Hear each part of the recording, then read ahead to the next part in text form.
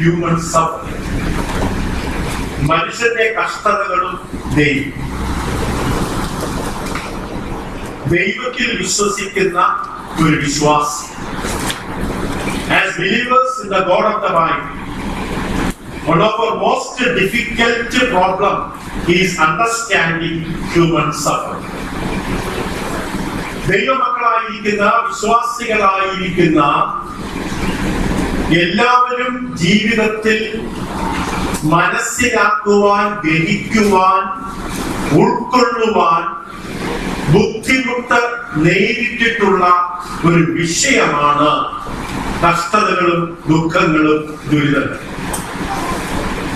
How can God, whom the Bible reveals to be infinitely good and loving, ദൈവത്തിന്റെ വചനത്തിൽ ദൈവം സ്നേഹസമ്പന്നനാണ്, നല്ലവനാണ്, മാത്രമല്ല ഓൾ പവർഫുൾ ആണ്, സർവശക്തനാണ് എന്ന് ദൈവത്തിന്റെ വചനത്തിൽ ദൈവം വെളിപ്പെടുത്തിയിരിക്കുമ്പോ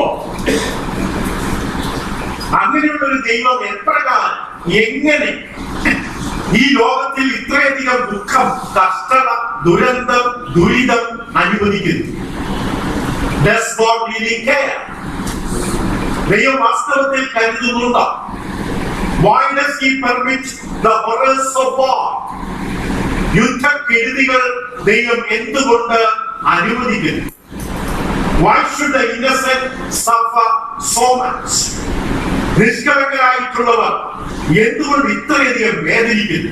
കഴിഞ്ഞ ദിവസങ്ങളിലെ അഭയാർത്ഥി പ്രശ്നം കൈകാര്യം ചെയ്ത ലോകരാഷ്ട്രങ്ങളുടെ മുമ്പിൽ ഒരു കൊച്ചുകുഞ്ഞെ കടൽത്തീരത്തിൽ കവിത വീണ് മരിച്ചു കിടക്കുന്ന ചിത്രം വളരെയധികം സ്വാധീനിച്ചതായിരുന്നു. മനോഹരമായി വസ്ത്രധാരണം ചെയ്ത ഒരു കൊച്ചുകുഞ്ഞ് കടൽത്തീരത്തിൽ മരിച്ച് കമന്നു വീണ് മരിച്ചു കിടക്കുന്നു. Why should disease cause such frightful pain? എന്തുകൊണ്ട് രോഗങ്ങൾ ഇത്രയധികം വേദനകൾ സമ്മാനിക്കുന്നു? Why babies born deformed? കുഞ്ഞുങ്ങൾ വൈകല്യത്തോടുകൂടി എന്തുകൊണ്ട് ജനിക്കുന്നു? Lacking mental ability, മാനസികമായ വളർച്ചയില്ലാതെ അല്ലെങ്കിൽ കുഞ്ഞുങ്ങൾ എന്തുകൊണ്ട് പിറന്നു വീഴുന്നു? ഇപ്രകാരമുള്ള ചോദ്യങ്ങൾ വിശ്വാസകോളത്തിന് പുറത്തുള്ളവർ, ഔട്ട്സൈഡ് ദ ചർച്ച് മാത്രമല്ല, ദൈവമക്കളായിട്ടുള്ളവരും പലപ്പോഴും ചോദിച്ചിട്ടുള്ളതും നേരിട്ടിട്ടുള്ളതുമായ ചോദ്യങ്ങളാണ്. ഈ പ്രശ്നം, ഈ ചോദ്യങ്ങൾ പലപ്പോഴും തുളച്ച് കയറുന്നതായിട്ട് നാം അനുഭവിക്കുന്നതിന്റെ മറ്റൊരു കാരണം ഈ വിഷയങ്ങളുടെ അറിവില്ലായ്മ നിമിത്തം വിശ്വാസികൾ എന്ന് പറയുന്ന അനേകങ്ങൾ ഇടറി വീണിട്ടുണ്ട്. 73 സങ്കീർത്തനത്തിൽ ആസാഫ് ഈ ചോദ്യം നേരിട്ട വ്യക്തിയാണ്. Psalm 73 verse 3. ദുഷ്ടന്മാരുടെ സൗഖ്യം കണ്ടിട്ട് എനിക്ക് അഹങ്കാരികളോട് അസൂയ തോന്നി. അതിന്റെ 13-ാം വാക്യം. എന്നാൽ ഞാൻ എന്റെ ഹൃദയത്തെ ശുദ്ധീകരിച്ചതും എന്റെ കൈകളെ കുറ്റമില്ലായ്മയിൽ കഴുകിയതും വ്യർത്ഥമത്രേ. ആസാ പറയുകയാണ്, ഞാൻ നീതിമാനായി, വിശുദ്ധനായി, ആത്മീയനായി, ഭക്തനായി ദൈവത്തിന് വായിക്കുകയും പഠിക്കുകയും വചനം പഠിപ്പിക്കുകയും എല്ലാം ചെയ്തത് വെറുതെ. So we may not be able to find an adequate solution to this problem. ഒരു പക്ഷേ ദൈവമക്കളെ നമ്മെ സംബന്ധിച്ച് നമ്മുടെ ചുറ്റുപാടും നമ്മുടെ ജീവിതത്തിലും നാം നേരിടുന്ന ഈ വിഷയത്തെ കുറിച്ച് വ്യക്തമായ ഒരു ഉത്തരം ഒരു പക്ഷേ നമുക്ക് ലഭിച്ചതുമില്ല. പക്ഷെ നമ്മൾ പഠിക്കാൻ പോകുന്ന തുടർന്നുള്ള നാളുകളിൽ എണ്ണമിട്ടുള്ള 10 ദിവസങ്ങളിൽ നമ്മൾ പഠിക്കാൻ പോകുന്ന വിഷയത്തിലൂടെ ഈ വേദനകള്, കഷ്ടതകള്, ദുഃഖങ്ങള്, ദുരിതങ്ങൾ, ദുരിതങ്ങൾ ശരിയായ തരത്തിൽ നേരിടുന്നതിനായിട്ട് അത് നമ്മെ ബലപ്പെടുത്തുക തന്നെ ചെയ്യും. കഷ്ടതകൾ എന്ന് പറയുമ്പോൾ includes not only physical pain, കഷ്ടതകൾ എന്ന് പറയുമ്പോൾ ഭൗതികമായിട്ടുള്ള വേദനകൾ മാത്രമല്ല, but also disappointments, നിരാശകൾ, mental frustration, മാനസികമായിട്ടുള്ള തളർച്ചകൾ, പലതരത്തിലുള്ള വിരഹ ദുഃഖങ്ങൾ, അങ്ങനെ മനുഷ്യ ഹൃദയത്തിൽ കുടികൊള്ളുന്ന പലതരത്തിലുള്ള അവസ്ഥകളും കഷ്ടതകളും എന്ന പേരിൽ നാം വിവരിക്കേണ്ടതാണ്, നിർവചിക്കേണ്ടതാണ്. ഇത് ചിലപ്പോൾ ഞങ്ങളുടെ ജീവിതത്തില് വളരെ ആകസ്മികമായിട്ട് വന്നു ഭവിക്കാം. അത് വന്നതിന്റെ പേരിൽ തളർന്ന് വിഷാദിച്ച് ഉത്സാഹം കുറഞ്ഞ് പോയെന്ന് വരാം. ഒരു ദൈവ പൈതലായി എന്നതിന്റെ പേരിൽ that never make the problem of suffering easy to solve. ഒരു ദൈവ പൈതൽ എന്ന നിലയിൽ ഒരു ദൈവ പൈതലായതുകൊണ്ട് പ്രശ്നങ്ങൾ പെട്ടെന്ന് പരിഹരിക്കാൻ കഴിയണമെന്നില്ല. പക്ഷേ ദൈവനിഷേധികളായ നിരീശ്വരവാദത്തിൽ കുടുങ്ങിക്കിടക്കുന്നവരെക്കാളും ദൈവമക്കൾക്കാണ് ഈ വിഷയത്തെ വ്യക്തമായിട്ട് മനസ്സിലാക്കുവാനായിട്ട് കഴിയുന്നത്. ദൈവത്തെ നിഷേധിക്കുന്ന, ലോകത്തിലെല്ലാം ദൗർഭാഗ്യം ഭാഗ്യം എന്ന പോലെ ലോകം ഒരു യന്ത്രത്തെ പോലെ കാണുന്ന, പ്രത്യാശയില്ലാത്ത ലോകത്തിലെ മനുഷ്യരെ സംബന്ധിച്ച് ഇതിന്റെ കാരണം കണ്ടാലും കണ്ടില്ലെങ്കിലും അവരുടെ ജീവിതത്തിലെ ദൈവമില്ല. ചില കഷ്ടതകളെ ന്യായീകരിക്കുവാൻ, ഉത്തരം പറയുവാനായിട്ട് ചില തെറ്റായ സൊല്യൂഷൻസ് പറയാറുണ്ട്. അതിലേക്ക് വിശദമായി നമ്മൾ പോകുന്നില്ല. ഒരു കൂട്ടർ പറയുന്നത് സഫറിംഗ് ഈസ് ആൻ ഇല്യൂഷൻ, അത് വാസ്തവത്തിൽ product of your twisted mind, അത് നിങ്ങളുടെ മനസ്സിന്റെ ഒരു വൈകല്യം മാത്രമാണ്. കഷ്ടതകളും ദുഃഖങ്ങളും ദുരന്തങ്ങളും അത് വെറും മായയാണ് എന്ന് ഒരു കൂട്ടർ വാദപ്രതിവാദം നടത്തുന്നു. യാതൊരു പ്രയോജനവും അതുകൊണ്ടില്ല. നമ്മുടെ കയ്യിൽ ആണി അടിച്ചു കയറിയാൽ വേദനിക്കുക തന്നെ ചെയ്യും. വെറും മനസ്സിന്റെ മാത്രം തോന്നലല്ല. പക്ഷെ അങ്ങനെ പറഞ്ഞ് സത്യത്തെ നിഷേധിക്കുന്ന ഒരു കൂട്ടരുണ്ട്. മറ്റൊരു കൂട്ടരെ കുറിച്ച് പറയുന്നത്, അവർ പറയുന്നു അവരുടെ തെറ്റായ സൊല്യൂഷൻ ഗോഡ് ഈസ് ലിമിറ്റഡ്, ദൈവം പരിമിതികളുള്ളവരാണ്, ദൈവത്തിന് തന്റെ ഇഷ്ടം പൂർണ്ണമായി ചെയ്യുവാൻ കഴിയില്ല, ദൈവം അതിലൊരു പോർക്കളത്തിലാണ് പോരാടിക്കൊണ്ടിരിക്കുന്നത്, ദൈവത്തിനെതിരെയുള്ള ശത്രുക്കൾ ഉയർത്തുന്നതായ തടസ്സങ്ങളെ പലപ്പോഴും ദൈവത്തിന് അതിജീവിക്കുവാൻ കഴിയാതെ വരുന്നു. അതുകൊണ്ട് ദൈവത്തിന്റെ നിയന്ത്രണങ്ങൾ നഷ്ടപ്പെടും. അതുകൊണ്ടാണ് ലോകത്തിൽ ഇങ്ങനെയൊക്കെ സംഭവിക്കുന്നത്. പക്ഷെ ദൈവം എന്ത് പറയും? Mathai 19:26. But that solution contradicts the teaching of the Bible. The Bible clearly emphatically teaches that God is all powerful. ദൈവം സർവശക്തനാണ്. മത്തായി 19:26. അത് മനുഷ്യർക്ക് അസാധ്യമെങ്കിലും ദൈവത്തിന് സകലവും സാധ്യമല്ലോ. ദൈവത്തിന് സകലവും സാധ്യമല്ലോ. ദൈവത്തിന് അസാധ്യമൊന്നുമില്ല. ദൈവത്തെ തോൽപ്പിക്കാൻ ഒരു ശക്തിയില്ല. He is omnipotent. ദൈവം സർവശക്തനാണ്. മൂന്നാമത് മറ്റൊരു കൂട്ടരുടെ ന്യായം, അല്ലെങ്കിൽ ഒരു ഭാഗികമായ ഒരു സത്യമുണ്ടെങ്കിൽ പോലും, all suffering is the result of sin. എല്ലാ ദുരന്തങ്ങളും, എല്ലാ കണ്ണുനീരുകളും, എല്ലാ വിരഹ ദുഃഖങ്ങളും, എല്ലാ നിരാശകളും, മാനസിക തളർച്ചകളും എല്ലാം പാപത്തിന്റെ അനന്തരഫലമാണ്. It's also a wrong solution to the problem of human suffering. മനുഷ്യർ എന്ന ഭൂമിയിൽ അനുഭവിക്കുന്ന കഷ്ടതകൾക്കും ദുഃഖങ്ങൾക്കും പൂർണ്ണമായ ശരിയായ ഉത്തരം അല്ല. തീർച്ചയായും ഒരു വ്യക്തിയുടെ പാപം ആ വ്യക്തി ചില ദുഃഖങ്ങൾ, സങ്കടങ്ങൾ, തളർച്ചകൾ കൊണ്ടുവരിക തന്നെ ചെയ്യും. ഒരു എലിമെന്റ് ഓഫ് ട്രൂത്ത് ഉണ്ട് അതിൽ. But this is not always the right solution. എപ്പോഴും അത് ശരിയല്ല. ഒരു വിധത്തിൽ പറഞ്ഞാൽ അതിൽ വാസ്തവമുണ്ട്. ആദ്യം മുതൽ, ഏദൻ തോട്ടം മുതൽ മനുഷ്യന്റെ പാപം നിമിത്തം ഭൂമി ശമിക്കപ്പെട്ടതുകൊണ്ട് ഉണ്ടായിരിക്കുന്ന യൂണിവേഴ്സൽ ആയിട്ടുള്ള ഒരവസ്ഥ. യോഹന്നാന്റെ സുവിശേഷം 9-ാം അധ്യായം 2-3 വാക്യങ്ങളൊന്ന് വായിക്കാം. യോഹന്നാന്റെ സുവിശേഷം 9-ാം അധ്യായം 2-3 വേദഭാഗങ്ങളിൽ കർത്താവായ യേശുക്രിസ്തു നമുക്ക് മനുഷ്യവർഗത്തിന്റെ നടുവിലേക്ക് സത്യം കൊണ്ടുവന്ന സത്യത്തിന്റെ രാജാവായ കർത്താവായ യേശുക്രിസ്തു ഈ വിഷയത്തെ അവതരിപ്പിച്ചപ്പോൾ ഇങ്ങനെ ഒരു വേദഭാഗത്തിൽ സംസാരിക്കുകയുണ്ടായി. നമുക്ക് ഒരുമിച്ച് വേദഭാഗം നോക്കാം.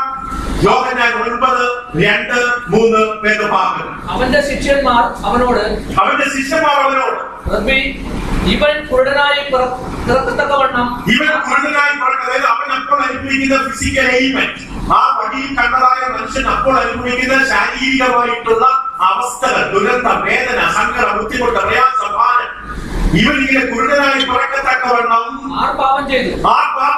ശിഷ്യന്മാരുടെ മനസ്സിൽ, യഹൂദന്മാരുടെ മനസ്സിൽ എല്ലാ കഷ്ടപ്പാടുകളും എല്ലാ ബുദ്ധിമുട്ടുകളും പാപത്തോട് കണക്ട് ചെയ്യും. ചിലപ്പോൾ ഗർഭാവസ്ഥയിൽ വെച്ച് പോലും ചെയ്ത പാപത്തിന്റെ അനന്തരഫലമായിട്ടാണ് ഇവൻ ഈ കുരുടനായി പിറന്നത്. ഒന്നിൽ ഇവന്റെ അപ്പൻ പാപം ചെയ്തു, അല്ലെങ്കിൽ അമ്മ പാപം ചെയ്തു, അല്ലെങ്കിൽ ഗർഭാവസ്ഥയിൽ വെച്ച് ഈ കുഞ്ഞു പാപം ചെയ്തു എന്നുവരെ ചിന്തിക്കുന്ന അവസ്ഥയുണ്ട്. അതുകൊണ്ട് യേശു ഇവിടെ മനസ്സിലുള്ള അവരുടെ ന്യായങ്ങൾ എടുത്തുകൊണ്ട് പറഞ്ഞു, അവരുടെ അപ്പനെങ്കിലും അമ്മയെങ്കിലും പാപം ചെയ്തിട്ടല്ല. വായിക്കാം. ഇവനോ ഇവന്റെ ഇവനോ, first answer A, not him. ഇവനോ, ഇവന്റെ അമ്മയപ്പന്മാർ, ബി ഇവന്റെ അപ്പൻ, സി ഇവന്റെ അമ്മയോ, ഇവന്റെ അമ്മയപ്പന്മാരോ എന്ന് ചോദിച്ചു. അതിന് യേശു, അവൻ എങ്കിലും അവന്റെ അമ്മയപ്പന്മാരെങ്കിലും പാപം ചെയ്തിട്ടില്ല. പാപം ചെയ്തിട്ടല്ല, ദൈവപ്രവൃത്തി അവങ്ങൾ ദൈവപ്രവൃത്തി. സോ ക്രൈസ്റ്റ് ക്ലിയർ ആയിട്ട് ടീച്ച് ചെയ്തു, the suffering he is going through, ഇവൻ അനുഭവിക്കുന്ന വേദന, കഷ്ടത, സങ്കടത്തിന്റെ കാരണം പാപമല്ല. ലൂക്കോസ് 13:2-5 വാക്യങ്ങളില് out of such a struggle a deeper wisdom regarding the problem is found. ഇവിടെ ലൂക്കോസ് 13 വ്യക്തമായി യേശു പറയും, പീലാത്തോസ് വെട്ടിക്കൊന്ന യാഗത്തോട് രക്തം കൂട്ടിക്കലർത്തി. സീലോഹിൽ ഒരു ഗോപുരം മറിഞ്ഞു വീണ് കുറച്ചുപേർ മരിച്ചുപോയി. ആ വെട്ടിക്കൊലപ്പെട്ടതായ മനുഷ്യരും ഗോപുരം പുറത്തേക്ക് വീണ് തകർന്നു പോയവരും എല്ലാവരേക്കാളും അധികം പാപം ചെയ്തതുകൊണ്ടാണോ ഇങ്ങനെ സംഭവിച്ചത് എന്ന ചോദ്യത്തിന് യേശുക്രിസ്തു പറയുന്ന മറുപടി ഇതാണ്. ലൂക്കോസ് 13:3. അല്ല അല്ല, മാനസാന്തരപ്പെടാഞ്ഞാൽ നിങ്ങൾ എല്ലാവരും അങ്ങനെ തന്നെ നശിച്ചു പോകും. അത് ലോകത്തിലുള്ളൊരു പാഠം മാത്രമാണ്. This is the situation of the universe. ലോകത്തിലെ സകല മനുഷ്യരും നേരിട്ടുകൊണ്ടിരിക്കുന്ന അവസ്ഥയുടെ ഒരു ചെറിയൊരു സാമ്പിൾ മാത്രമാണ്. ഈ പർട്ടിക്കുലർ ഇൻഡിവിജ്വൽസിന്റെ ഘോരമായ പാപനിമിത്തമല്ല അവിടെ ജീവിതത്തിൽ സംഭവിച്ചത്. അതിന്റെ അവസാന 5 വാക്യത്തിൽ പറയും, അല്ലല്ല, മാനസാന്തരപ്പെടാഞ്ഞാൽ നിങ്ങൾക്കും അങ്ങനെ തന്നെ സംഭവിക്കും. സോ യോബിന്റെ സുഹൃത്തുക്കൾക്കും ഈ തെറ്റിദ്ധാരണയുണ്ടായി. The companions of God made the same mistake, accusing Job of a hidden evil. യോബ് ഇപ്പോൾ ചാരത്തിലിരിക്കുന്നു, ദേഹം മുഴുവൻ രോഗബാധിതമാണ്, വേദനയിൽ കുളിച്ചു നിൽക്കുന്നു, ഭാര്യ തന്നെ ഉപേക്ഷിച്ചിറങ്ങിപ്പോയി, കുടുംബം മുഴുവൻ ചവമടക്ക് കഴിഞ്ഞു, prosperity gone, calamity has come suddenly upon him. ഇതെല്ലാം കണ്ടതായ സുഹൃത്തുക്കളുടെ നിഗമനം, you certainly must have committed some grave mistake. നീ ഘോരമായ പാപം ചെയ്തിരിക്കാം, or you will not suffer so much. അല്ലെങ്കിൽ നീ ഇപ്രകാരമായി കഷ്ടത അനുഭവിക്കേണ്ടി വരില്ല. So repent, confess it. ദൈവം ഒരുപക്ഷെ നിന്നോട് ക്ഷമിക്കുമായിരിക്കും. ഇങ്ങനെയാണ് യോബിന്റെ സുഹൃത്തുക്കൾ യോബിന്റെ ചുറ്റും ഇരുന്ന് യോബിനെതിരെ ആരോപണം ഉന്നയിച്ചത്. യോബിന്റെ പുസ്തകത്തിലെ ഭൂരിപക്ഷ ഭാഗവും ഈ ആരോപണങ്ങൾക്കുള്ള യോബിന്റെ മറുപടിയാണ്. യോബിന്റെ അവസ്ഥകൾ എന്താണെന്ന് മനസ്സിലാക്കാതെ യോബിനുള്ള ഏതോ പാപനിമിത്തമാണ് യോബിന് ഇങ്ങനെ സംഭവിച്ചത് എന്നുള്ള തന്റെ സുഹൃത്തുക്കളുടെ ആരോപണത്തിന് യോബ് നൽകുന്ന മറുപടിയാണ് മജോറിറ്റി ഓഫ് ദ ബുക്ക്. പക്ഷെ യോബ് തന്റെ നീതി, തന്റെ നേർമ, തന്റെ സത്യാവസ്ഥ, തന്റെ ഭക്തി ഡിഫെൻഡ് ചെയ്യും. അതിനെ ഉറപ്പിച്ചു തന്നെ നിർത്തി, ഡിഫെൻഡ് ചെയ്ത് നിർത്തി. He refused, ശ്രദ്ധിക്കുക, he refused to accept the false view of his own suffering. മറ്റുള്ളവർ എന്തൊക്കെ പറഞ്ഞാൽ താൻ കടന്നു പോകുന്ന കഷ്ടതയുടെയും ബുദ്ധിമുട്ടിനെയും കുറിച്ച് മറ്റുള്ളവർ പറയുന്ന തെറ്റായ കാഴ്ചപ്പാടുകളോ നിഗമനങ്ങളോ സ്വീകരിക്കാൻ യോബ് ഈ ചാരത്തിൽ ഇരിക്കുമ്പോൾ പോലും തയ്യാറായി. അത്രയ്ക്ക് സ്ട്രോങ് ആയിരുന്നു യോബിന്റെ ഫെയ്ത്ത്. അപ്പോൾ പാപത്തിന് ഒരു പങ്കുണ്ട് എങ്കിലും അത് എല്ലാ വിഷയത്തിലും വ്യാഖ്യാനിക്കരുത്. ഏറ്റവും നല്ല ഉത്തരം നോക്കിയാൽ 1 പത്രോസ് 2-ാം അധ്യായം 22-ാം വാക്യം. So the suffering of Christ himself should be sufficient.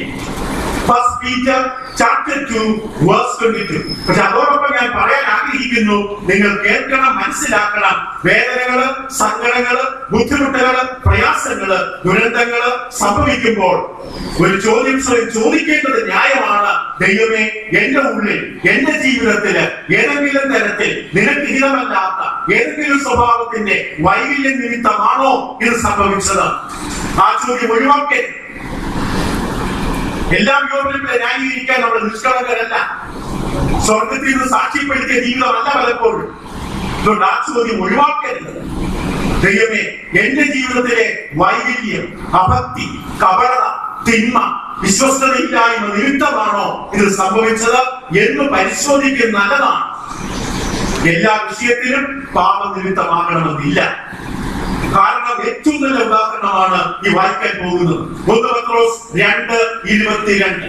അവൻ പാപം ചെയ്തിട്ടില്ല, അവൻ പാപം ചെയ്തിട്ടില്ല, അവന്റെ വായിൽ വഞ്ചന ഒന്നും ഉണ്ടായിരുന്നില്ല, തന്നെ ശകാരിച്ചിട്ട് പകരം ശകാരിച്ചില്ല.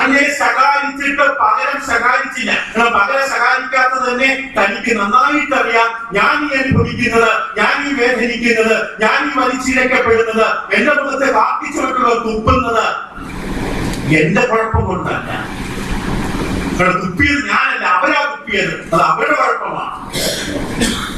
It's not my problem. It's a problem of people to see things properly. കാര്യങ്ങൾ ശരിയായി മനസ്സിലാക്കാത്തതിന്റെ പ്രശ്നമാണ്. ഇനി വാക്യം മറ്റൊരാൾക്ക് ഒരിക്കൽ കൂടെ വായിക്കാം.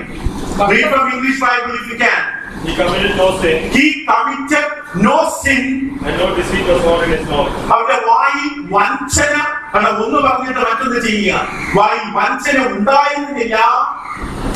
അടുത്തത് 21 കൂടെ വായിക്കാം. Let's read verse 21.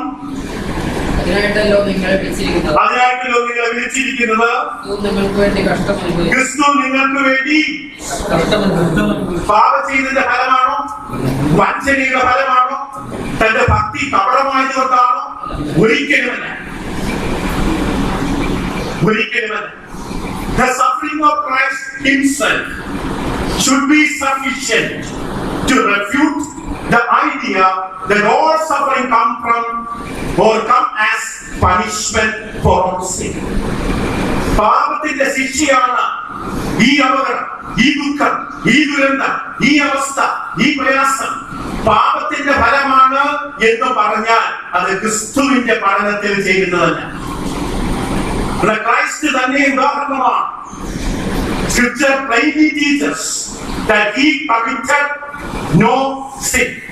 പക്ഷെ ഇത്രയും വേദനിക്കപ്പെട്ട, ഇത്രയും അപമാനിക്കപ്പെട്ട, ഇത്രയും തെറ്റിദ്ധരിക്കപ്പെട്ട മറ്റൊരു കഥാപാത്രം ഭൂമിയുടെ മുഖത്തുണ്ടായിട്ടില്ല. Nevertheless, he suffered. The innocent for the guilty.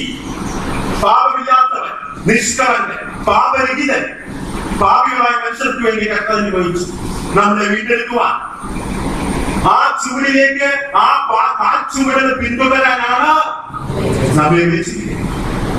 യേശുവിനെ അനുഭവിക്കണമെങ്കിൽ, യേശുവിനെ ആസ്വദിക്കണമെങ്കിൽ, യേശുവിന്റെ പുനരുത്ഥാന ശക്തി അനുഭവിക്കണമെങ്കിൽ ഈ ഭൂമിയിൽ നമുക്ക് വെച്ചിരിക്കുന്ന ഒരു ഭാഗ്യാവസ്ഥ തന്നെയാണ് കഷ്ടത.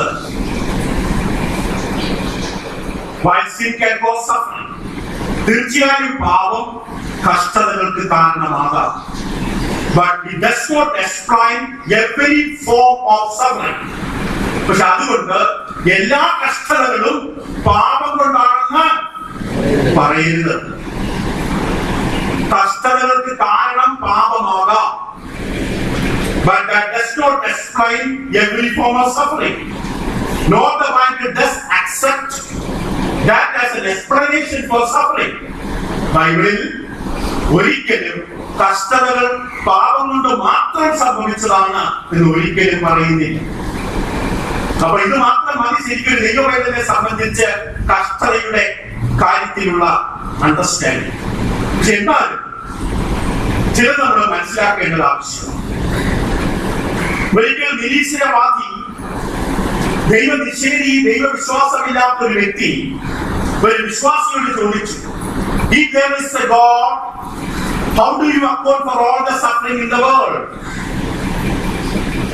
ഒരു ദൈവമുണ്ട് എങ്കിൽ നീ പറ, വിശ്വാസിയെ, ബൈബിൾ അരച്ച് കലക്കി കുടിച്ചിരിക്കുന്ന ദൈവമല്ലേ, നീ പറ, ദൈവം, നിങ്ങൾ പറയുന്ന ദൈവം വാസ്തവത്തിലുണ്ടെങ്കിൽ ഈ ദുരന്തങ്ങൾക്കെല്ലാം കാരണം എന്താണ്?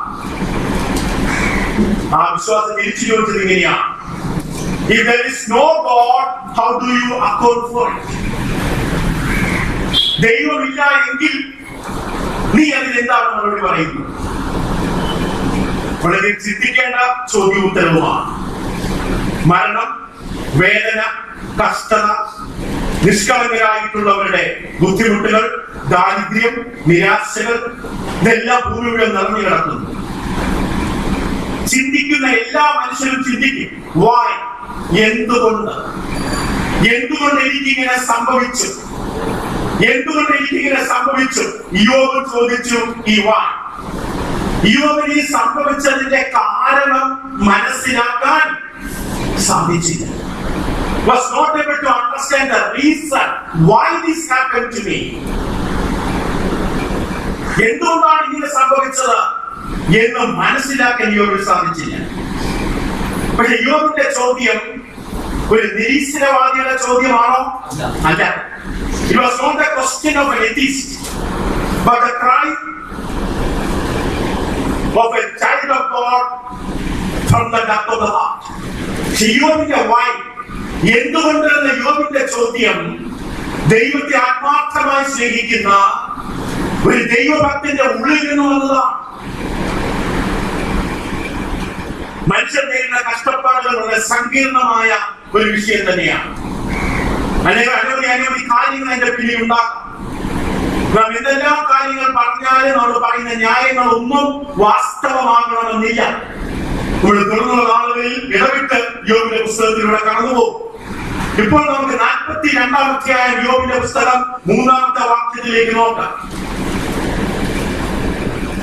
നമ്മൾ നൽകുന്ന എക്സ്പ്ലനേഷൻസ്, നാം നേരിടുന്ന, മറ്റുള്ളവർ നേരിടുന്ന കഷ്ടതകൾ, ദുഃഖങ്ങൾ, ദുരന്തങ്ങൾ, വേദനകൾ, കഷ്ടപ്പാടുകൾ, നിരാശകൾ, വിരഹ ദുഃഖങ്ങൾ, ഇവയ്ക്കെല്ലാം നാം നൽകുന്ന എക്സ്പ്ലനേഷൻസ് പലപ്പോഴും ആലോചനയോ സത്യമോ ആയിട്ട് യാതൊരു ബന്ധവും ഇല്ലാത്തതാകാം. യോബിന്റെ അവസ്ഥയും അതായിരുന്നു. 42:3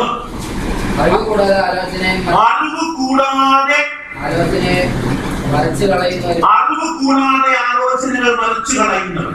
ഇവനോ അങ്ങനെ എനിക്ക് അറിഞ്ഞുകൂടാതെ വണ്ണം അത്ഭുതമേറിയത് ഞാൻ തിരിച്ചറിയാതെ, എനിക്ക് അറിഞ്ഞുകൂടാ.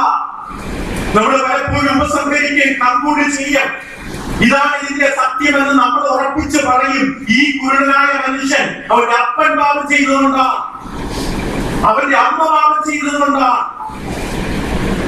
പലപ്പോഴും ആലോചനയില്ല, without thinking, without the knowledge of truth.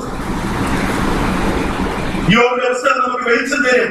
The mystery of adversity. ദുരന്തങ്ങളുടെ മർമ്മങ്ങളിലേക്കുള്ള ഉൾക്കാഴ്ചയാണ് യോബിന്റെ പുസ്തകം സംഭാവന ചെയ്യുന്നത്. ആ ഉൾക്കാഴ്ചയ്ക്ക് അഡീഷണൽ പ്രകാശമാണ് ക്രൈസ്റ്റ് പകർന്നു നൽകുന്നത്.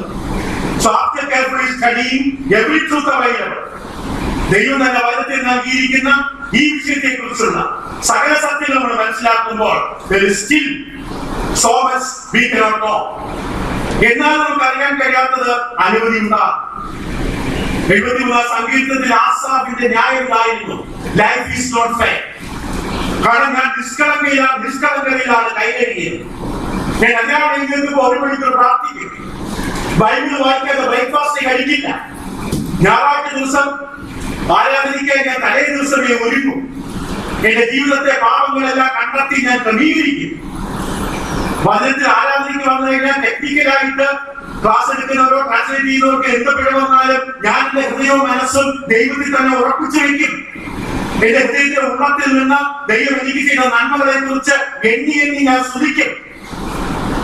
പക്ഷെ എനിക്ക് വന്നത് കണ്ടില്ലേ? ആസാവ് പറഞ്ഞു, ദിസ് ഈസ് നോട്ട് ഫെയർ. ദൈവം ഇത് നീതിയല്ല, ഇത് ന്യായമല്ല.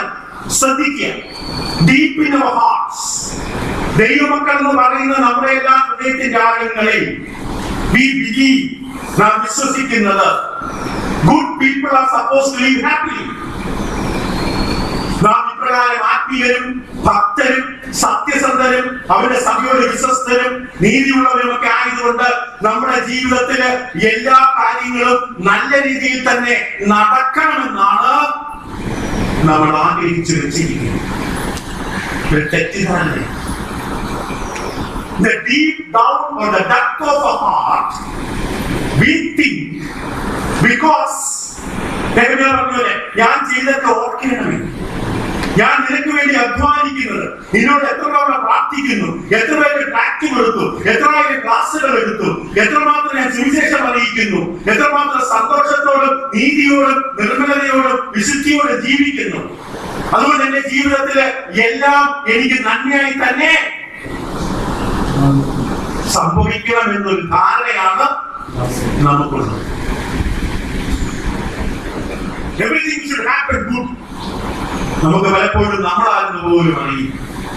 നമ്മുടെ കുറവെന്ത്, ബലഹീനതയെന്ത്, മേഖലകളെന്ത്, നമ്മുടെ മുന്നിൽ തിരുത്തേണ്ട മേഖലകൾ ഏതൊക്കെയാണെന്ന് പോലും നമുക്ക് പലതും അറിയില്ല. ജോസഫിന് വേണമെങ്കിൽ പറയാമായിരുന്നു പഴയ നിയമത്തിൽ, ലൈഫ് ഈസ് അൺഫെയർ. എന്റെ ജീവിതം ദൈവം എന്നോട് അനീതിയോടെ ഇടപെട്ടു. കാരണം കുടുംബത്തിലും ജോലി സ്ഥലത്ത് ഒരു കള്ളത്തിനെ കാണിച്ചിട്ടില്ല, ഒരു തടിയിലും ഞാൻ കളർ ചേർത്തിട്ട് തേക്കാക്കിയിട്ടില്ല, ഞാൻ ബ്രഷ് ഉപയോഗിച്ച് ഗ്രെയിൻസ് വരച്ചിട്ട് അത് വേറെ തടിയാണെന്ന് ഞാൻ കളത്തിനെ കാണിച്ചിട്ടില്ല, വെള്ളയുള്ള കരിക്കട്ടകൾ ചെത്തിക്കളഞ്ഞിട്ടാണ് ഞാൻ മുതലാളിക്ക് കണക്ക് കൊടുക്കുന്നത്. ഞാൻ ഇന്ന് വരെ കള്ളത്തെ കാണിച്ചിട്ടില്ല, ഒരു ടാക്സ് വെട്ടിച്ചിട്ടില്ല. എന്നിട്ടും എനിക്ക് സംഭവിച്ചു. എന്നിട്ട് എന്റെ സഹോദരങ്ങൾ എന്നെ പിടിച്ച് എവിടെ കിട്ടും? പൊട്ടക്കട. ഞാൻ പോയ വീട്ടിലാണെങ്കിൽ ഒരു പൈസ കട്ടെടുത്തിട്ടില്ല. യജമാനെ ഏൽപ്പിച്ചതെല്ലാം വിശ്വസ്തമായിരുന്നു. ഒരു കറിക്കടത്തിൽ ഞാൻ പാരമ്പര്യ തവിയിട്ട് പോയി കഴിച്ചിട്ടില്ല. നമുക്ക് മനസ്സിലാകുന്ന ഭാഷ ഉപയോഗിക്കും. എന്നിട്ടും എന്താ സംഭവിച്ചത്? ജോസഫിന് ദുരന്തങ്ങൾ, പീഡനങ്ങൾ, കഷ്ടപ്പാടുകൾ. ജീവിതം എന്നോട് നീതി കാണിച്ചില്ല. ദൈവമേ, യു ആർ അൺഫെയർ, നീ എന്നോട് നീതി കാണിച്ചു.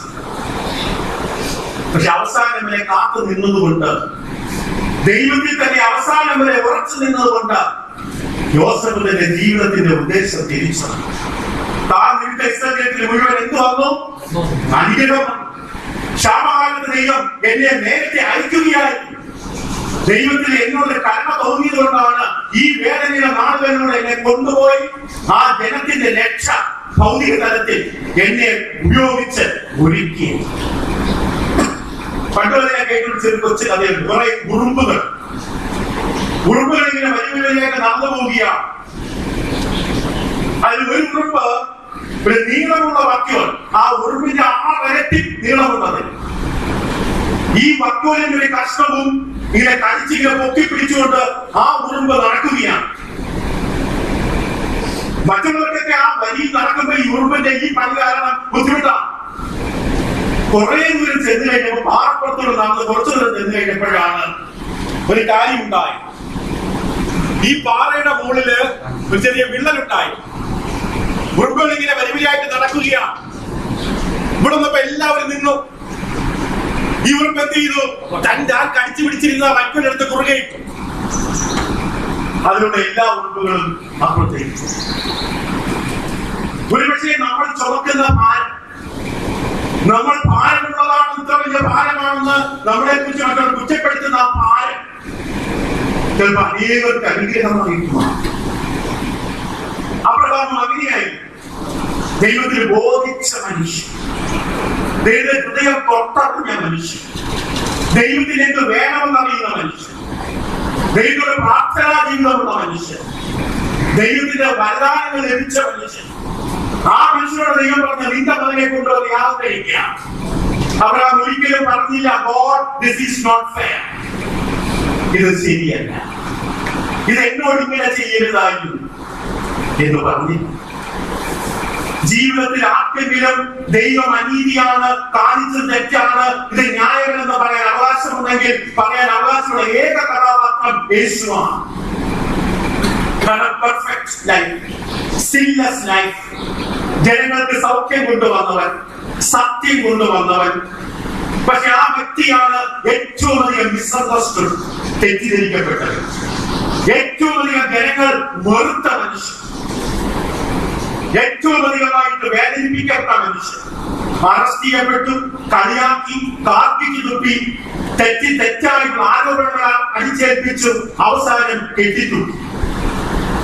വേണമെങ്കിൽ പറയാം, ദിസ് ഈസ് നോട്ട് ഫെയർ. ഞാൻ ജീവിച്ച ജീവിതം എടുത്തു വെച്ചിട്ട് ഇങ്ങനെയൊന്നും എനിക്ക് വരാൻ പാടില്ല എന്ന് പറയാം. An innocent man died for us. യേശു പറഞ്ഞു അനേകർക്ക് രക്ഷാ കാരണമാണ്. ആവർത്തന 32 10 some benefits of pain and suffering. വേദനകളും കഷ്ടപ്പാടുകളുടെ ചില ഗുണങ്ങൾ മാത്രം നോക്കാം. തുടർന്നുള്ള പഠനങ്ങളിൽ ഇത് കൂടുതലായിട്ട് ചിന്തിക്കും. കാരണം ഒരാഴ്ച നമ്മുടെ ആരാധന സ്തുതി എന്ന വിഷയത്തിൽ നിൽക്കും, വേറെ ദിവസം ഈ കഷ്ടതകളിലൂടെ കടന്നുപോകും. ആ ബാലൻസ് കീപ്പ് ചെയ്യാനാണ്. കാരണം ആരാധനയും സ്തുതിയും ഉള്ള വിഷയത്തിനോട് നിൽക്കുമ്പോൾ ദൈവത്തിന്റെ സ്ഥാനം അനങ്ങില്ല. ദൈവത്തിന്റെ പരമോന്നതമായിട്ടുള്ള ആരാധനയ്ക്ക് അർഹമായ സ്ഥാനം അവിടെ തന്നെ ഉണ്ടാകണം. അതേസമയത്ത് മണ്ണിൽ ചവിട്ടി നിൽക്കുന്ന നമ്മൾ, ദൈവത്തിന്റെ മക്കളായ നമ്മൾ കടന്നു പോകുന്ന കൂടുതൽ താഴ്വരകൾ നാം പരിചയപ്പെടുമ്പോൾ ആ ബാലൻസ് കീപ്പ് ചെയ്യണം. So let's go through some of the benefits. When we are hurt, when we are wounded, it is difficult to see any benefit at all in our pain. വേദനിക്കുമ്പോൾ, കല്ലേറുമ്പോൾ, അപമാനിക്കപ്പെടുമ്പോൾ, മറ്റുള്ളവരെ ആക്രമിക്കപ്പെടുമ്പോൾ അതിനകത്തുള്ള നേട്ടം എന്തെന്ന് കാണുക സാധാരണ നിലയിൽ ബുദ്ധിമുട്ടാണ്. കൊച്ചുകുഞ്ഞുങ്ങൾക്ക് അപ്പനും അമ്മയും തല്ലുമ്പോൾ അവർക്ക് തല്ല് ശിക്ഷയുടെ അനുഗ്രഹം എന്തെന്ന് മനസ്സിലാക്കാൻ കഴിയാത്തത് പോലെ ഇത് തല്ലതല്ലെങ്കിൽ പോലും. ആവർത്തന 32 അധ്യായം 10-11 The book of Deuteronomy chapter 32 verse 10 and 11. താൻ അവനെ മരുഭൂമിയിലും ഓടി കേൾക്കുന്ന സൂര്യപ്രദേശത്തിലും കണ്ടു. ഞാൻ അവനെ മരുഭൂമിയിലും ഓടി കേൾക്കുന്ന, അതായത് കാട്ടുമൃഗങ്ങൾ അരിഞ്ഞു തിരിയുന്ന ഓടി കേൾക്കുന്ന സൂര്യപ്രദേശങ്ങളിലും കണ്ടു. കൺമണി പോലെ അവനെ അന്വേഷിച്ചു, അവനെ ചുറ്റി പരിപാലിച്ചു. കൺമണി പോലെ മോശ വിളിച്ചു പറയുകയാണ്. മോശ വ്യക്തമായിട്ട് പറയുകയാണ് how God was keeping, carrying the people of Israel. How God protected. ദൈവം തന്റെ ജനത്തെ എങ്ങനെ പരിപാലിച്ചു, ദൈവം എങ്ങനെയാണ് അവരെ സൂക്ഷിച്ചത് എന്ന് മോശ പറയുകയാണ് 10-ാം വാക്യത്തിൽ. ഇനി നമുക്ക് അതിന്റെ 11-ാം വാക്യം ഒന്ന് നോക്കാം. മോശ ദൈവാത്മാവിന് ഒരു ഉപമ അവതരിപ്പിക്കും. കഴുകൻ തന്റെ കൂടനക്കി, കുഞ്ഞുങ്ങൾക്ക് മീതെ പറക്കും പോലെ ചിറകി വിരിച്ച് അവനെ എടുത്ത് തന്റെ ചിറകിന്മേൽ അവനെ വഹിച്ച് യഹോവ തനിയെ അവനെ നടത്തി. അവരൊരു അന്യത ഉണ്ടായിരുന്നില്ല. മനോഹരമായ ചിത്രമാണ് മോശ ഒരുക്കുന്നത്. കഴുകന്മാർ സാധാരണ ഉയരങ്ങളിലാണ് കൂട് കെട്ടുന്നത്. വളരെ ഉയരങ്ങളിലാണ് കഴുകൻ എപ്പോഴും ഇതിന്റെ കൂട് ഉറപ്പിക്കുന്നത്. അത്രയ്ക്കും പവർഫുൾ ആയുള്ള ഒരു ക്രീച്ചറാണ് ഈഗിൾ എന്ന് പറയുന്നത്. ഈ കഴുകന്റെ കൂട്ടിൽ കുഞ്ഞുങ്ങൾ മുട്ട വിരിച്ച് കുഞ്ഞുങ്ങൾ ഉണ്ടായി കഴിയുമ്പോൾ, ഒരു 2-3 ആഴ്ച കഴിയുമ്പോൾ ഈ കൂട്ടിനകത്തുള്ള ഈ കുഞ്ഞുങ്ങളെ കഴുകൻ എന്ത് ചെയ്യും ചോദിച്ചാൽ കൂട് ചവിട്ടി കുലുക്കും, കൂട് പിടിച്ച് കുലുക്കുമ്പോൾ 150-100 അടി താഴെയുള്ള കൊക്കയിലേക്ക് എന്ന പോലെ കുഞ്ഞുങ്ങൾ താഴേക്ക് വീഴും. ഈ കുഞ്ഞുങ്ങൾ താഴേക്ക് വീഴുന്ന സമയത്ത് കുഞ്ഞുങ്ങൾക്ക് ചിറകിലൊക്കെ ഒട്ടിയിരിക്കുക. ഈ കുഞ്ഞുങ്ങൾക്ക് ചിറക് ഉപയോഗിച്ച് പരിചയമില്ല. ഈ കുഞ്ഞുങ്ങളിങ്ങനെ പ്രാണരക്ഷാർത്ഥികൾ നിലത്തേക്ക് വീഴുകയാണ്. വലിയ ശക്തമായ ആഴമേറിയ നിലത്തേക്ക് വീഴുകയാണ്. ആദ്യത്തെ വീഴ്ചയിൽ തന്നെ കുഞ്ഞുങ്ങൾക്ക് ചിറകൊന്നും ഉയർത്താൻ പറ്റില്ല. കഴുകൻ നേരെ താഴെ വരും. താഴെ വന്നിട്ട് തന്റെ വലിയ ചിറകിലേക്ക് അവ എടുക്കും. ഇനി 2 ചിറക് വിരിച്ചു കഴിഞ്ഞാൽ അതിന്റെ ഇടയ്ക്കൊരു ഗ്യാപ്പുണ്ട്. 2 ചിറക് വിരിച്ചു കഴിയുമ്പോൾ ആ ചിറകിന്റെ നടുവിൽ ഒരു വലിയ ഗ്യാപ്പുണ്ട്. ഈ കുഞ്ഞുങ്ങൾ താഴേക്ക് വീഴുമ്പോൾ ഈ കഴുകൻ എന്ത് ചെയ്യും? താഴെ ഇറങ്ങി വന്നിട്ട് ആ ചിറകിന്റെ ഇടയ്ക്കുള്ള ഗ്യാപ്പിലേക്ക് ഈ കുഞ്ഞുങ്ങൾ എന്ത് ചെയ്യും? തിരിച്ച് കൂട്ടിലേക്ക് പോകും. ഒരു 20-25 മിനിറ്റ് കഴിയുമ്പോൾ വീണ്ടും കൂട് പിടിച്ചിറക്കും. കുഞ്ഞുങ്ങൾ വീണ്ടും ഇതേപോലെ ചെയ്യും. ഒരു 3-4 തവണ ചെയ്ത് കഴിയുമ്പോൾ കുഞ്ഞുങ്ങളെ ചിറകളൊക്കെ എന്ത് ചെയ്യാൻ തുടങ്ങും? കുഞ്ഞുങ്ങൾ പറക്കാൻ തുടങ്ങും, പറക്കാൻ പഠിക്കും. കുഞ്ഞുങ്ങൾ പറക്കാൻ പഠിച്ചു കഴിയുമ്പോൾ പിന്നെ കഴുകനോടെ ഈ വാക്യം 11 വാക്യം ഒരിക്കൽ കൂടെ പറയും. കഴുകൻ തന്റെ കൂടനക്കി കുഞ്ഞുങ്ങൾക്ക് മീതെ പറക്കും പോലെ, കുഞ്ഞുങ്ങൾക്ക് മീതെ വീശിക്കുന്നത് താഴെ ചുമക്കുന്നതിനെ കുറിച്ചാണ്. മീതെ പറക്കുന്നത് പോലെ താൻ ചിറക് വിരിച്ച് അവനെ എടുത്ത് തന്റെ ചിറകിന്മേൽ ചിറക് വിരിച്ച്, കാരണം മുകളിലൂടെ വാച്ച് ചെയ്യുന്നുണ്ട്, അതിന് പറക്കാൻ പറ്റാതെ ഇങ്ങനെ നേരെ ഒരു കല്ല് വീഴുന്ന പോലെ വീഴുകയാണ്, തലയിലടിച്ചാൽ ചത്തുപോകും എന്ന അവസ്ഥ മനസ്സിലാക്കുമ്പോൾ തീരെ തകരുന്നതിന് മുമ്പ് താഴെ ഒന്ന് ചിറക് വിരിക്കും. ഒന്നുകൂടെ വായിക്കാം. കഴുകൻ തന്റെ കൂടനക്കി കുഞ്ഞുങ്ങൾക്ക് മീതെ പറക്കും പോലെ, താൻ ചിറക് വിരിച്ച് അവനെ എടുത്ത് തന്റെ ചിറകിന്മേൽ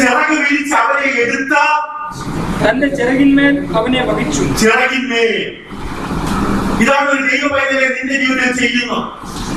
നീ ദൈവത്തെ ഹൃദയത്തിൽ ആഴങ്ങളിൽ നിന്ന് ആത്മാർത്ഥമായി സത്യസന്ധമായി യോബിനെ പോലെ നീതിയോടെ നിഷ്കളങ്കതയോടെ നീ ദൈവത്തിന് ജീവിക്കുകയും അതേസമയത്ത് ഭൂമിയിൽ നിന്റെ ഓഹരി വേദനകളും കഷ്ടപ്പാടുകളും ബുദ്ധിമുട്ടുകളും സങ്കടങ്ങളും ദുരന്തങ്ങളും ആരോപണങ്ങളും തകർച്ചകളും എന്തുമായിക്കൊള്ളട്ടെ, നീ പറക്കാൻ പഠിക്കുകയാണ്.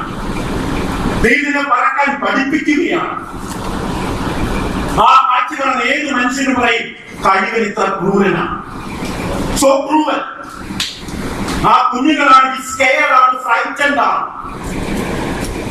But actually the mother was teaching the baby where to fly. ദൈവം അതേപോലെ ദൈവമക്കളുടെ ജീവിതത്തിൽ വേദനകൾ, സങ്കടങ്ങൾ, ദുഃഖങ്ങൾ, ദുരന്തങ്ങൾ, പ്രയാസങ്ങൾ, കഷ്ടപ്പാടുകൾ, എല്ലാ തരത്തിലുള്ളതായ പ്രശ്നങ്ങൾ നേരിടുമ്പോൾ ഉയരങ്ങളിലേക്ക്, സ്വർഗീയമായ വാസസ്ഥലത്തേക്ക് ആ ആത്മാവിനെ എത്തിക്കുവാൻ തക്കവണ്ണം ദൈവം ആ ജീവിതത്തോട് ഇടപെട്ടുകൊണ്ടിരിക്കുകയാണ്. റിപ്പീറ്റ്, വീണ്ടും വീണ്ടും വീണ്ടും ആവർത്തിക്കുവാൻ കഴിയും. അപ്പോൾ pain and suffering has a purpose which is worked out in the long run. ദൈർഘ്യമേറിയ നാളുകളിലൂടെ നിങ്ങളെ എന്റെ ജീവിതത്തിൽ സംഭവിക്കുന്ന ഏത് തരത്തിലുള്ള അവസ്ഥകളാണ് മറക്കരുത്. പാപനിമിത്തമാണെങ്കിൽ അത് വിഷയം വേറെ. ഇതൊന്നുമില്ല, പരിശോധിച്ചിട്ട് ഒരു കാരണവും കാണുന്നില്ല ഇങ്ങനെ സംഭവിക്കാൻ. അതിനെക്കുറിച്ച് നമ്മൾ പറയുന്നത് ജീവിതത്തെ ശരിയായ തരത്തിൽ നിങ്ങൾ വ്യത്യസ്തമായ ദർശനത്തോടെ കാണണം. അതൊരു സ്പിരിച്വൽ വ്യൂ പോയിന്റ് ആയിരിക്കണം. പൗലോസ് അപ്പോസ്തലനെ പോലെ 2:4 പൗലോസ് പറഞ്ഞു, കാണുന്നതിനെയല്ല കാണാത്തതിനെ. കാണുന്നത് ജനൽ പണി ക്രൂരമാണ്, ഇതാ കുട്ടികൾ പേടിക്കുന്നു. ഒരു സ്പിരിച്വൽ മദർ എന്ന പോലെ ആ കുഞ്ഞുങ്ങളെ പറക്കാൻ പഠിപ്പിക്കുന്നത്. 2:4 വായിക്കും. 2 Corinthians chapter 4:16-18. അതുകൊണ്ട് ഞങ്ങൾ അധൈര്യപ്പെടുന്നില്ല, പേടിക്കുന്നില്ല. പക്ഷേ പുറമെയുള്ള മനുഷ്യൻ എന്ത് ചെയ്യുന്നു? ക്ഷയിച്ചു പോകുന്നു. എങ്കിലും ഞങ്ങൾ അകലെയുള്ളവൻ നാൾക്കുനാൾ. യോബിന്റെ പ്രാർത്ഥന പഴയ പ്രാർത്ഥനയല്ല. യോബ് ദൈവം സംസാരിക്കുമ്പോൾ ഇപ്പൊ വ്യത്യാസം കാണും. യോബിന് വേദനകൾ അനുഭവിക്കുമ്പോൾ വേദനകൾ അറിയാം.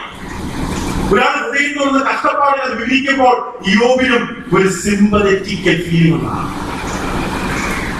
യോബിനറിയാം മക്കൾ നഷ്ടപ്പെട്ടാലുള്ള വേദനയെന്ന്. നാൾക്കുനാൾ പുതുക്കം പ്രാപിക്കും. ഇത് മരുന്നുകളി കിട്ടില്ല. ക്രിസ്തീയ ജീവിത യാത്രയിൽ ദൈവം പഠിപ്പിക്കുന്ന പാഠമാണ്. നൊടി നേരത്തേക്കുള്ള ഞങ്ങളുടെ ലഘുവായ കഷ്ടം എന്തിനിടവരുത്തുന്നു? അത്യന്തം അനവധിയായി തേജസ്സിന്റെ നിത്യകരം ഞങ്ങൾ കിട്ടുവാൻ കാരണമാകുന്നു. അതുകൊണ്ട് എന്താ നമ്മൾ ചെയ്യേണ്ടത്? കാണുന്നതിനെയല്ല കാണാത്തതിനെയൊക്കെ നിങ്ങൾ നോക്കിക്കൊണ്ടിരിക്കും. കാണുന്നത് എന്താണ്? താൽക്കാലികം, കാണാൻ തോന്നി. മാത്രമല്ല വേദനകളും കഷ്ടപ്പാടുകളും എന്തെങ്കിലും തരത്തിലുള്ള ആസന്ന നികളും ഞാനെന്ന ഭാവം. ഞാനില്ലെങ്കിൽ കർത്താവിന്റെ സഭയുടെ കാര്യങ്ങളൊക്കെ പോക്കാം. If I am not faithful, the church of God or the church of Christ will not prosper. കാര്യങ്ങളൊന്നും മണ്ട, നിന്നെ ആശ്രയിച്ചാണ് കർത്താവ് ഇരിക്കുന്നത്. പൗലോസ് ദൈവം പഠിപ്പിച്ചു, വെളിപാടുകളുടെ ആധിക്യം നീ അതിയായി നിഗളിച്ചു. നിനക്കൊരു നിഗളമുണ്ടാകാം, ദാർഷ്ട്യമുണ്ടാകാം. ദൈവത്തിന്റെ എല്ലാ മർമ്മങ്ങളും ദൈവം നിന്റെ കയ്യിൽ ഏൽപ്പിച്ചിരിക്കുന്നത് ഒരു ചിന്ത ഉണ്ടാകാം. അത് നിന്നെ തകർക്കുക, നിന്നെ കൊള്ളാത്തവനാണ്, ദൈവത്തിന് ഉപയോഗിക്കാൻ പറ്റാത്തവനാണ്. അതുകൊണ്ട് ഞാൻ എന്ത് ചെയ്യാൻ പാടില്ല, ജലത്തിൽ ഒരു ശൂലമുണ്ട്. മുള്ളല്ല, മീൻ കഴിക്കുമ്പോൾ കൊള്ളുന്ന ചെറിയ മുള്ളല്ല, വലിയ സ്റ്റേക്ക് എന്നാണ് ഗ്രീക്കിലാണ്. ഓരോ നിമിഷം നാം നടക്കുമ്പോഴും ഇരിക്കുമ്പോഴും കിടക്കുമ്പോഴും ഒക്കെ വേദനിപ്പിക്കുന്ന ഒരവസ്ഥ. എല്ലാ തരത്തിലും ഫ്രസ്ട്രേറ്റഡ് ആയിട്ടുള്ള ഡിസപ്പോയിന്റ്മെന്റ് ആയ ഒരു ഫീലിംഗ് തന്റെ കൂടെ നിരന്തരമുണ്ട്.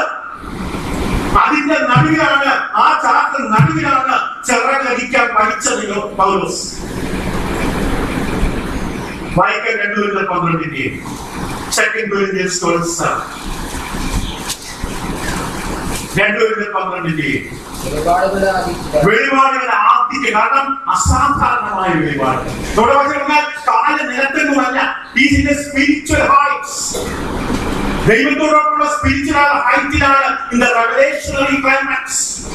വെളിപാടുകളുടെ ആധിക്യത്താൽ ആദ്യമാണ്. നമുക്ക് പേഴ്സണാലിറ്റി വേണം, പക്ഷെ നിഗളിക്കുക, അതിയായി നിഗളിച്ച് പോകാതിരിക്കാൻ ജഡത്തിൽ ഒരു ശൂലം തന്നിരിക്കുന്നു. ഞാൻ നിഗളിച്ച് പോകാതിരിക്കേണ്ടതിന് സാത്താന്റെ തോന്നില്ലേ, നിഗളിച്ച് പോകാതിരിക്കാനാണ്. പക്ഷെ ഇത് ആർക്കറിയാം എന്നിട്ടുള്ളവരുടെ പൗലോസിന് അറിയാം.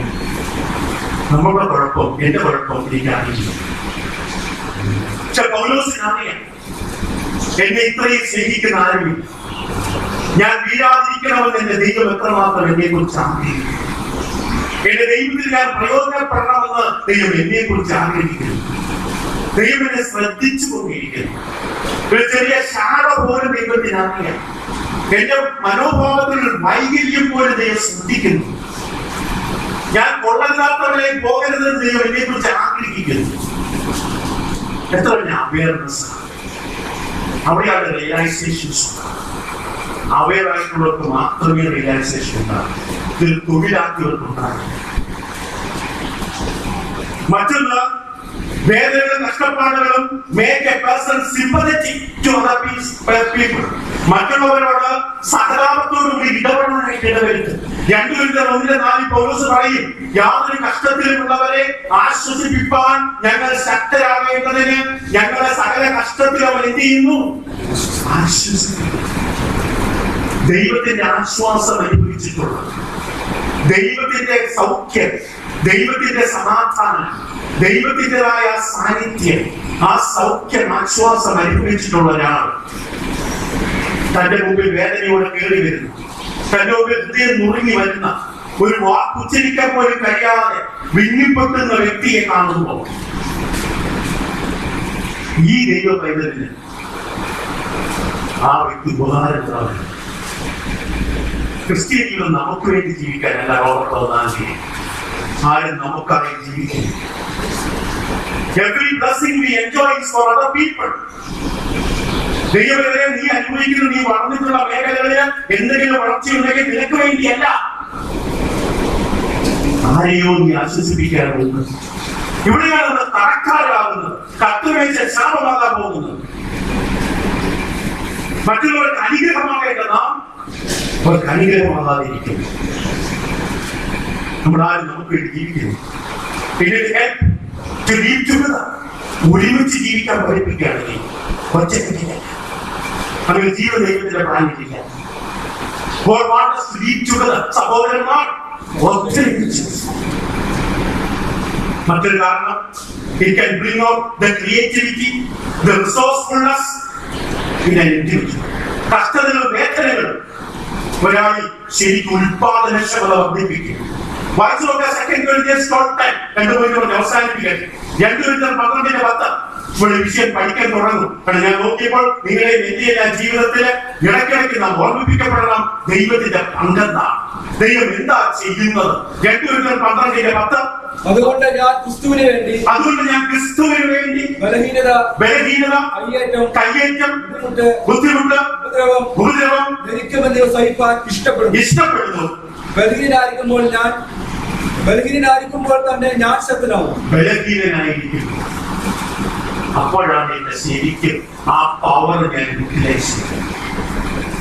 എന്നിൽ ഒന്നുമില്ല, എനിക്കൊന്നിനും കൊള്ളില്ല എന്ന് ഞാൻ തിരിച്ചറിഞ്ഞപ്പോഴാണ് ആ കൈകളിൽ ഞാൻ മുറുകെ പിടിച്ചു.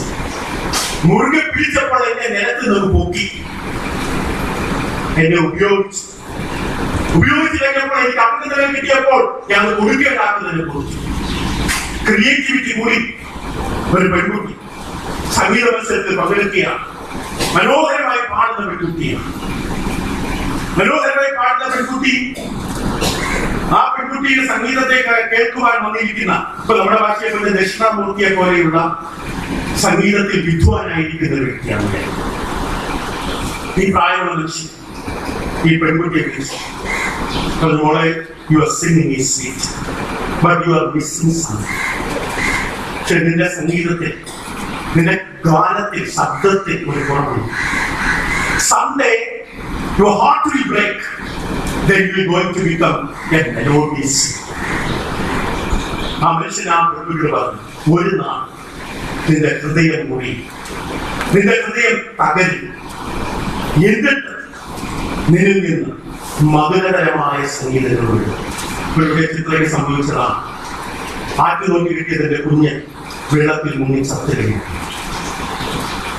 3 months ഗ്യാപ്പ് ഉണ്ടെങ്കിൽ പിന്നെ ആ പാട്ടൊന്നും ചിന്തിക്കും, കേൾക്കണം. ഹൃദയം തകരം, ഹൃദയം തുറങ്ങണം, പ്രാർത്ഥന ഉയരണമെന്ന്, ഗാനങ്ങൾ മധുരമാകുന്നു. ദൈവം പറഞ്ഞു, ഞാൻ നിങ്ങളെ ഇസ്രായേൽ ഊഴിയ വിചാരന്മാർ നിമിത്തമുള്ള നിങ്ങളെ നിലവിളി കേട്ടു. ആ പുറത്തെ ചാട്ടവാറുകൾ കൊണ്ട് ക്രൂരമായ അടികൾ വീഴുമ്പോ ആ സന്ദർഭത്തിൽ ഉയർന്ന നിലവിളികൾ ഹൃദയഭേദകമായി.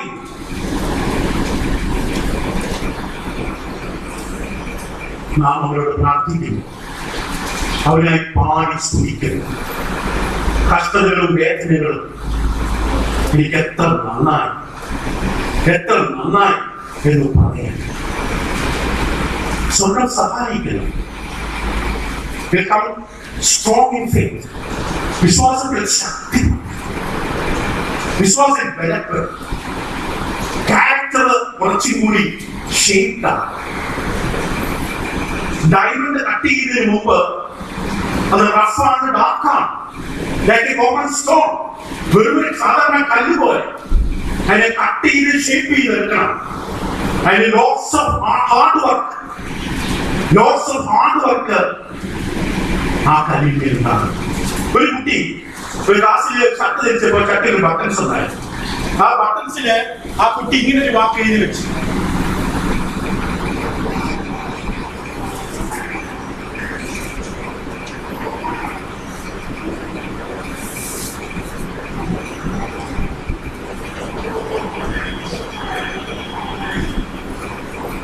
ബട്ടൺസിന്റെ അർത്ഥം ഇങ്ങനെ BBPGINFWMY. അപ്പൊ സാറിന് വെച്ചാൽ ഇവൻ കുറച്ച് കുസൃതിയാണ്. സാർ എപ്പോഴും വഴക്ക് പറയും. ഇവൻ പറഞ്ഞു, സാറേ, ഈ അക്ഷരങ്ങൾ ഞാൻ ബട്ടൺസ് കുത്തിച്ചിന്റെ കാരണം ഇതാണ്, സാർ അത് മനസ്സിലാക്കണം. Please be patient, God is not finished with me yet. പ്ലീസ് ബി patient, God is not finished with me yet. Sir കുറച്ചും കൂടെ ക്ഷമിക്കുക, ദൈവത്തിന്റെ പണി എന്നിൽ പൂർത്തിയായിട്ടില്ല. സാറ് കുറച്ചും കൂടെ ക്ഷമിക്കുക, ദൈവത്തിന്റെ പണി എന്നിൽ പൂർത്തിയായിട്ടില്ല. ദൈവം കണ്ടുകൊണ്ടിരിക്കുക, കല്ല് വെട്ടിയെടുത്തിട്ടേ ചെത്തിക്കൊണ്ടിരിക്കുക. There are no obstacles to overcome, no struggles to win.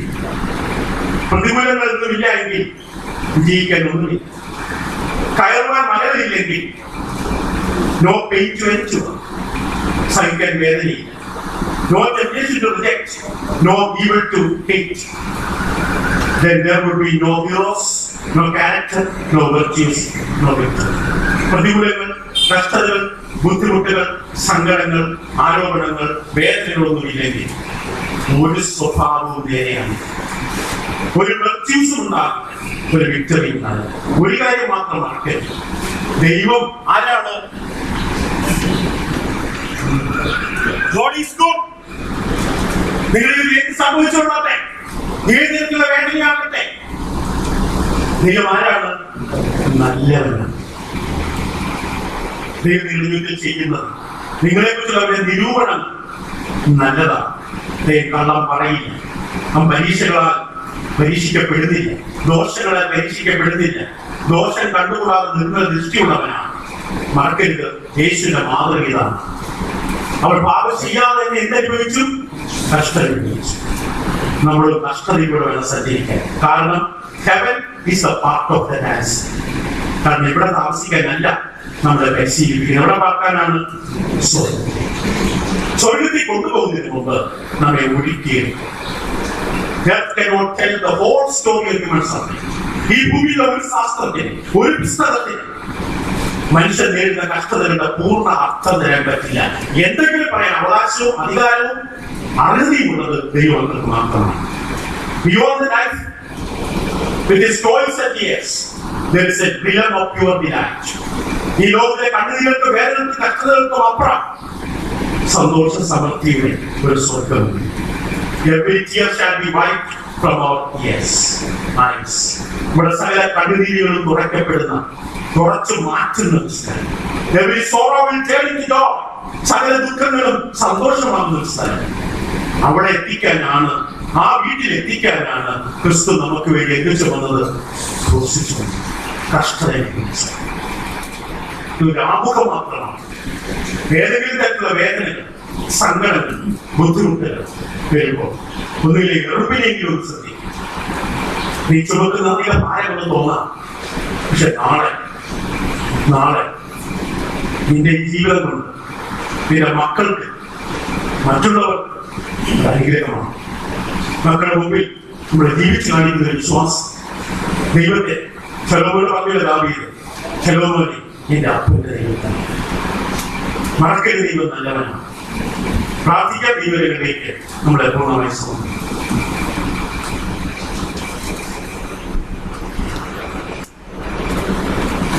എല്ലാവരും